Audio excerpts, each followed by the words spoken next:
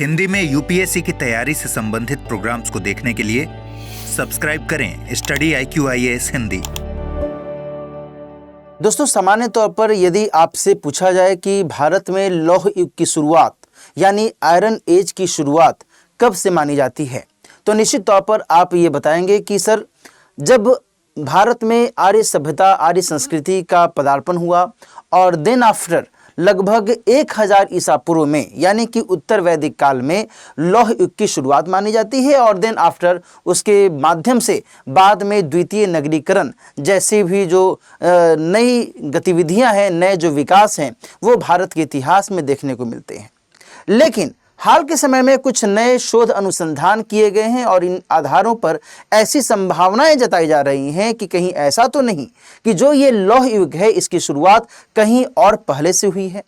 और यहाँ पर जो प्रमाण बताए जा रहे हैं, जो आधार बताए जा रहे हैं, वो उत्तर भारत में नहीं बल्कि दक्षिण भारत के स्तर पर जो साक्ष्य मिल रहे हैं उसके संदर्भ में बताए जा रहे हैं। आखिर क्या ये साक्ष्य हैं, किस आधार पर इस तरीके से तर्क दिए जा रहे हैं, हम लोग इसके बारे में थोड़ा सा जानकारी प्राप्त करेंगे। और साथ ही हम लोग ये भी समझेंगे कि यदि हम भारत में धातु युग के विकास के बारे में थोड़ी सी पड़ताल करें तो कैसे कैसे यहाँ पर हमें धातु युग के बारे में जानकारियाँ मिलती हैं। ध्यान रखिएगा कि जब मैं आपसे ये कह रहा हूं धातु युग, तो इसका मतलब यह नहीं है कि केवल लोहे के बाद ही जो भारत में रहने वाले लोग हैं इनको धातुओं के बारे में जानकारी मिली। ध्यान रखिएगा कि इससे पहले भी भारत में धातुओं के बारे में जानकारियां थीं, लेकिन आखिर लौह युग को लेकर के इतना फोकस क्यों किया जा रहा है, यह भी समझने वाली बात है। आज की चर्चा में हम लोग इन्हीं सब बिंदुओं को एक एक करके समझेंगे, जानेंगे। यहाँ सामने मैंने पैनल पर उस महत्वपूर्ण खबर को भी मेंशन किया है जिसके माध्यम से तमिलनाडु और तमिलनाडु के मुख्यमंत्री महोदय के द्वारा फोकस किया जा रहा है और ये बताया जा रहा है कि साहब, दक्षिण भारत में तमिलनाडु के क्षेत्र में कई सारे ऐसे साक्ष्य मिले हैं जिसके आधार पर यह प्रमाणित किया जा सकता है कि लौह युग की शुरुआत दक्षिण भारत में ही हुई थी। ठीक है जी, हम लोग इसके बारे में विस्तार से बातचीत करेंगे, लेकिन आगे बढ़ने से पहले मैं जल्दी से आपको एक बहुत ही महत्वपूर्ण सूचना दे दूं। दोस्तों, सामने आप पैनल पर देख रहे हैं संपूर्ण बैच की शुरुआत हो चुकी है। 28 फरवरी तक इसमें एडमिशन की अंतिम तिथि है। यदि आपने अभी तक इस बैच को ज्वाइन नहीं किया है तो आप सभी से दरख्वास्त ये है कि आप इस बैच से जुड़ना चाहते हैं, सिविल सेवा परीक्षा की तैयारी के मद्देनजर अपने GS की तैयारी को बहुत ही शानदार तरीके से आगे बढ़ाना चाहते हैं, तो आपका स्वागत है इस खास बैच में। ध्यान रखिएगा कि इस बैच में एडमिशन लेने के लिए आप सिल्वर, गोल्ड या फिर प्लैटिनम में से इनमें से किसी भी बैच को ज्वाइन कर सकते हैं। ध्यान रखिएगा कि इसमें एडमिशन लेने के लिए आपको दिलीप लाइव कोड का इस्तेमाल करना है। राइट नाउ जो यह बैच है ये अपने आप में इसलिए महत्वपूर्ण हो जाता है क्योंकि अभी इसमें कुछ खास डिस्काउंट मिल रहा है फी में, और जो स्टडी IQIAS की लर्निंग फेस्ट के इस खास मौके पर डिस्काउंट मिल रहा है, इसी के आधार पर जो ये फी है वर्तमान में सिल्वर बैच के लिए 8499, गोल्ड बैच के लिए 17999 और प्लैटिनम बैच के लिए इसकी जो फी है वो 26999 रुपए तय की गई है। जाहिर सी बात है कि जो फी की स्थिति है, फी का जो स्ट्रक्चर है, उससे यह स्पष्ट हो जाता है कि इन सभी बैचेस में अपने अपने कुछ खास फीचर्स हैं इन बैचेस के मद्देनजर। जैसे कि यदि मैं बात करूं सिल्वर बैच की, तो इस बैच के अंतर्गत यदि आप ज्वाइन करेंगे तो आपको रिकॉर्डेड कक्षाएं मिलती हैं और साथ ही जो भी आपको प्रिंटेड नोट्स रहता है उस पार्टिकुलर सब्जेक्ट से रिलेटेड वो आपको मिल जाता है। वहीं जब हम गोल्ड और प्लैटिनम बैच की बात करें तो इनमें और भी जो आपको विशेष सुविधाएं हैं, जैसे कि लाइव ऑनलाइन कक्षाएं और इसके अलावा जो भी टेस्ट सीरीज या फिर अन्य जो भी महत्वपूर्ण सुविधाएं हैं वो आपको मिल जा सकती हैं। इसके लिए विस्तार से जानकारी प्राप्त करने के लिए आप इसी वीडियो के डिस्क्रिप्शन बॉक्स में जो लिंक दिया हुआ है उसको जरूर क्लिक कीजिएगा और देन फिर इसके बारे में जो भी महत्वपूर्ण जानकारियां हैं वो प्राप्त करके आप इस बैच को इनरोल कर सकते हैं। ठीक है, यहां पर मैं फिर से आपको बता दूं, दिलीप लाइव कोड का इस्तेमाल करना मत भूलिएगा। इसके माध्यम से ही आपको विशेष छूट मिल सकती है जिसके जरिए आप आसानी से एडमिशन ले सकते हैं। ठीक है, चलिए अब हम लोग आगे बढ़ते हैं। टॉपिक के आधार पर जो मैंने भी आपको बताया भी कि तमिलनाडु के क्षेत्र में कुछ इस तरीके से जो ये अवशेष हैं, लौह अवशेष या फिर लोहे से संबंधित जो वस्तुएं हैं उनके अवशेषों के बारे में जानकारी मिलती है।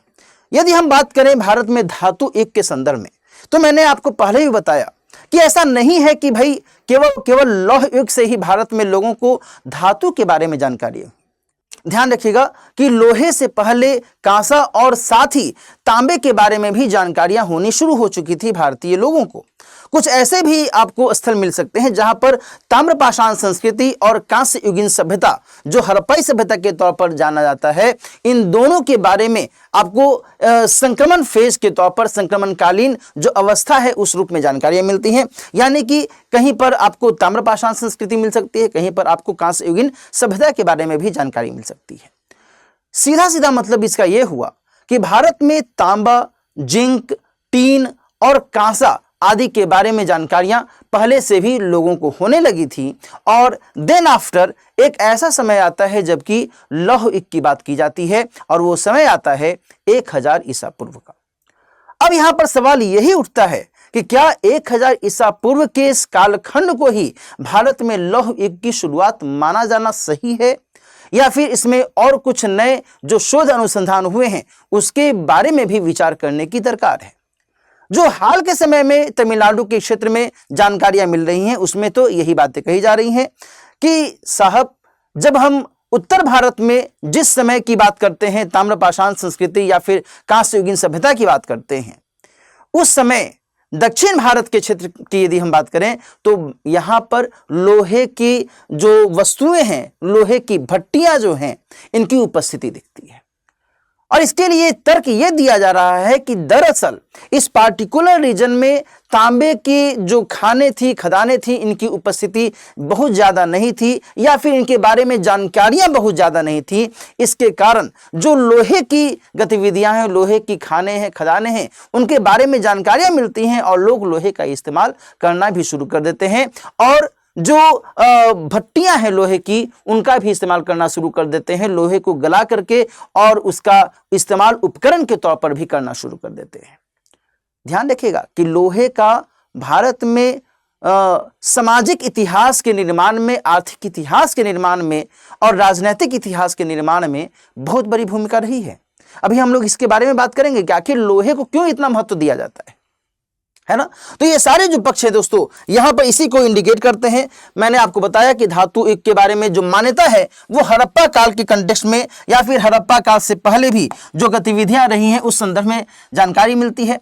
इसी हड़प्पा काल के बारे में कहा जाता है कि यह जो काल है यह कांस्य युगीन सभ्यता से जुड़ा हुआ माना गया, जिसमें जो कांसा है एक बहुत ही महत्वपूर्ण धातु के तौर पर इस्तेमाल में लाया जाता है। साथ ही तांबे का भी इस्तेमाल चल रहा है, तांबे और पत्थर का भी इस्तेमाल चल रहा था, है ना। पत्थर युग से के बाद तांबा और पत्थर दोनों का इस्तेमाल होने लगा। देन कांसे का भी इस्तेमाल होने लगा। और वैदिक काल में आने के बाद जब हम देखते हैं तो फिर 1500 से लेकर के 1000 ईसा पूर्व का जो कालखंड है, उस कालखंड को कहा जाता है कि यह ऋग्वैदिक कालखंड है। और इस ऋग्वैदिक काल में हमें धातु के बारे में जानकारी तो मिलती है, लेकिन स्पेसिफिकली लोहे के बारे में जानकारी नहीं मिलती है। एक शब्द का प्रचलन होता है प्राचीन भारत में जिसे अयस्क कहा जाता है। अयस्क के नाम से तो एक शब्द का जो यह उदाहरण है, यह दर्शाता है कि भाई धातु को लोग इस्तेमाल में लाते थे, बट ये कौन सी धातु है ये इसको लेकर के स्पष्टीकरण नहीं है। लेकिन जैसे ही हम 1000 ईसा पूर्व से बाद के कालखंड को देखते हैं, तब एट दैट टाइम हमें एक नए प्रकार के शब्द के बारे में जानकारी मिलती है। और ये जो लेटर वैदिक पीरियड है, यानी कि उत्तर वैदिक काल है, उत्तर वैदिक काल के अंतर्गत हमें श्याम अयस के बारे में जानकारी मिलती है। और ये जो श्याम अयस है यह और कुछ नहीं बल्कि लोहे को इंडिकेट करता है। ठीक है जी। अब वर्तमान में यहां पर जो बातें निकलकर सामने आती हैं उसमें जो सच्चाई है, जो शोध है, वो क्या कह रहा है, वो ये कह रहा है कि सर नया शोध तो ये बता रहा है कि उस समय लोहे की गलाने की भट्टी का इस्तेमाल दक्षिण भारत के क्षेत्र में किया जाता था। कुछ जो साक्ष्य हैं, मैल दुमपरई नाम का एक पुरातात्विक स्थल है, यहाँ पर से कुछ आधार के माध्यम से जो AMS और OSL नामक जो प्रायोगिक विधियां हैं इसका इस्तेमाल करके इसके बारे में प्रमाण पेश किया जा रहा है। जो AMS से इसका मतलब होता है एक्सीलरेटर मास स्पेक्ट्रोमेट्री, ये सब कुछ ऐसी तकनीकें हैं इनका इस्तेमाल किया जाता रहा है कि नहीं।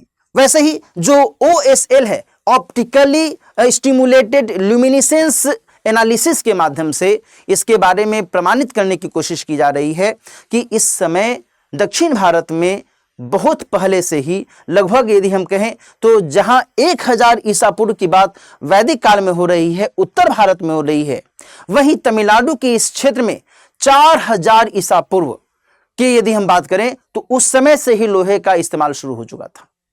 समझ में आ रही ना बात? 4000 ईसा पूर्व से लोहे का इस्तेमाल जो यहां पर है वो यहां की नई स्थिति को, नए विकास को यहां इंडिकेट करता है और इसी के संदर्भ में ये सारी बातें निकलकर सामने आ रही हैं। जो अन्य साक्ष्य हमें मिल रहे हैं लोहे के इस्तेमाल को लेकर के वो हैं शिवा गलई, आदि चन्नलूर, किलना मंडी, ये सब कुछ वहां पर के उस आजू बाजू क्षेत्र के पुरातात्विक स्थलों के नाम हैं।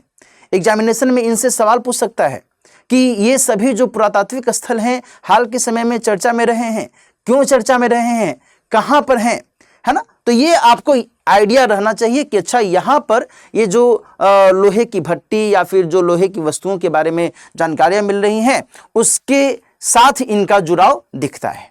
ठीक है जी। तो यहाँ जो दोस्तों बात निकलकर सामने आ रही है उसमें सबसे महत्वपूर्ण ये है कि आखिर लोहे के विकास को लेकर के, लोहे के इस्तेमाल को लेकर के आखिर क्यों इतना अधिक फोकस किया जा रहा है तमिलनाडु के द्वारा। दरअसल ध्यान रखिएगा कि जब लोहे का विकास शुरू हुआ तब फिर भारत में या फिर विशेष करके उत्तर भारत में जो अनाज का उत्पादन है, जो कृषि का विकास है वो बहुत बड़े पैमाने पर हुआ। जंगलों को लोहे की कुल्हाड़ियों के माध्यम से काटा जाने लगा, आसानी से जंगलों का सफाया किया गया और खेती लायक जमीन तैयार की गई। खेती करने के लिए लोहे की कुदाल का इस्तेमाल किया गया। साथ ही जो लोहे की फाल होती है जो हल के माध्यम से और देन फिर खेतों की जुताई की जा सकती थी आसानी से, उसमें भी सफलता मिलने लगी। Getting my point.